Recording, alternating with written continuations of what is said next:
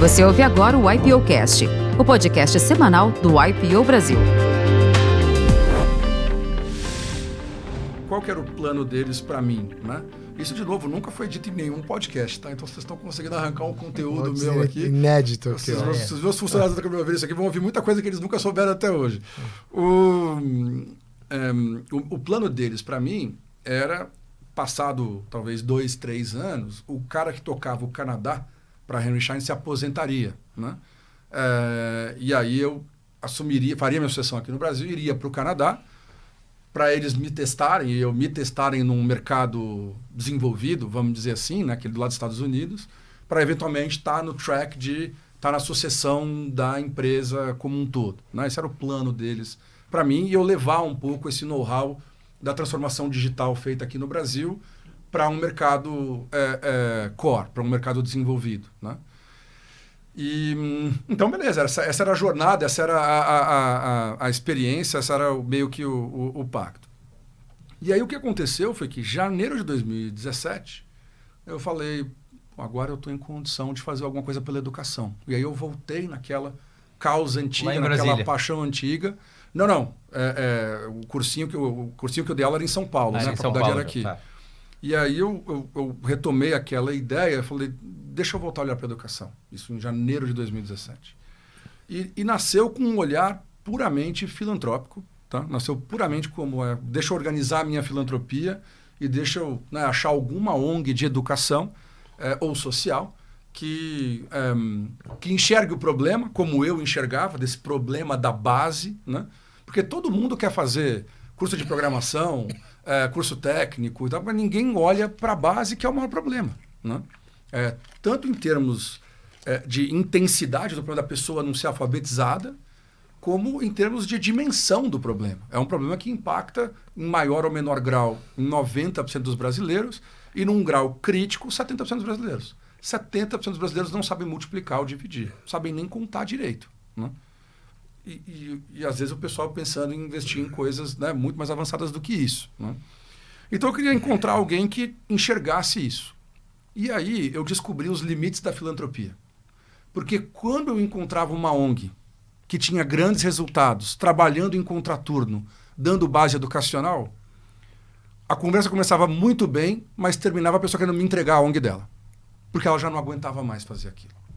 Era uma dedicação de coração. Era uma dedicação, ela não conseguia atrair talento, então ela não conseguia planejar sucessão.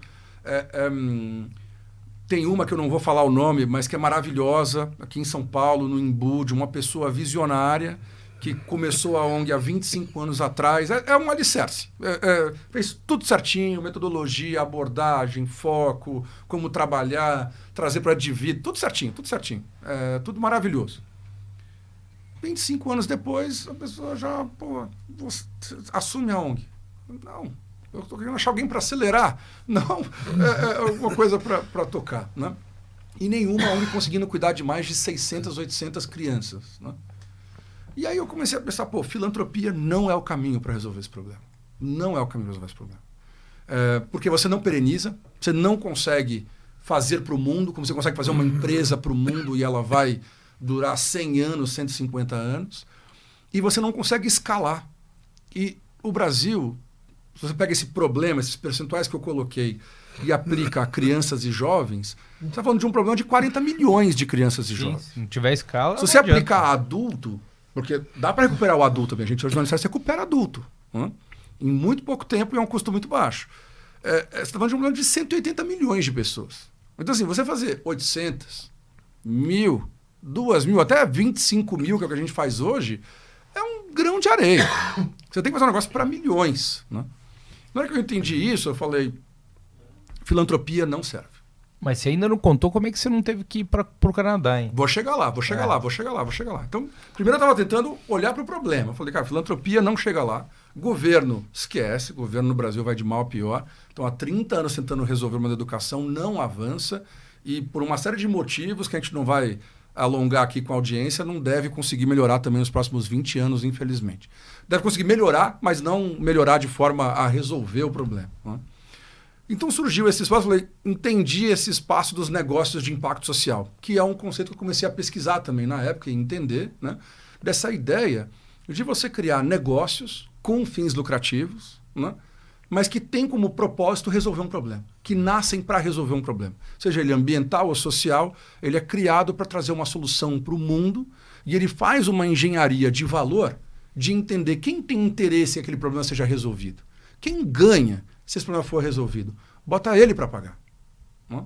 E isso acontece em questões ambientais, onde você cria soluções que resolvem o problema do lixo, mas que também produzem, né, produtos finais que podem ser vendidos ou que geram valor para algum outro stakeholder que vai pagar por aquilo ali. E na educação, esse desenho fica muito óbvio. Porque quem tem interesse em pagar por isso? Muita gente. A própria família de classe C tem interesse em pagar pelo que o Estado não é capaz de provê-la. Pensa um doutor consulta da educação, sem dúvida uma inspiração nossa. As empresas, porque isso desemboca em mão de obra. Né? Vai gerar um emprego mais qualificado para eles. E sem falar do consumidor. Né? E sem falar de responsabilidade corporativa. Né? E sem dúvida, famílias abastadas. Né? Famílias ricas brasileiras que né, sentem culpa, pena, dó, empatia, sentimento de nação e não conseguem resolver o problema com um voto, né? Mas podem resolver investindo na solução desse problema. E aí nasceu a ideia do alicerce, mas ainda não seria eu que tocaria o alicerce. Até porque, se eu rompesse aquele contrato de 5 anos, eu teria que pagar uma multa de $10 milhões. Então, assim, nem passava pela minha cabeça de ser o cara, né? E aí eu comecei a procurar pessoas, já tinha uma equipe nessa época que eu pagava para pesquisar, fazer focus group na periferia, entender como é que não é, estrutura de unidade econômica, já tinha gente tentando construir a ideia e o meu plano era achar alguém, um empreendedor para ser o CEO e eu não achava, por algum motivo eu não conseguia achar. Até que em julho de 2018, numa viagem para a Coreia do Sul, onde eu fui visitar uns fornecedores da Dental Kramer e também entender o que tinha sido feito em educação lá.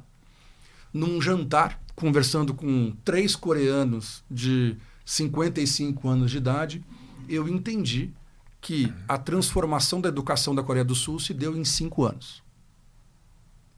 O pessoal fala que demorou 40 anos, não é verdade. A Coreia do Sul ficou 40 anos colhendo os frutos de melhora dos indicadores. Mas a transformação do modelo se deu em apenas 5 anos para a população inteira.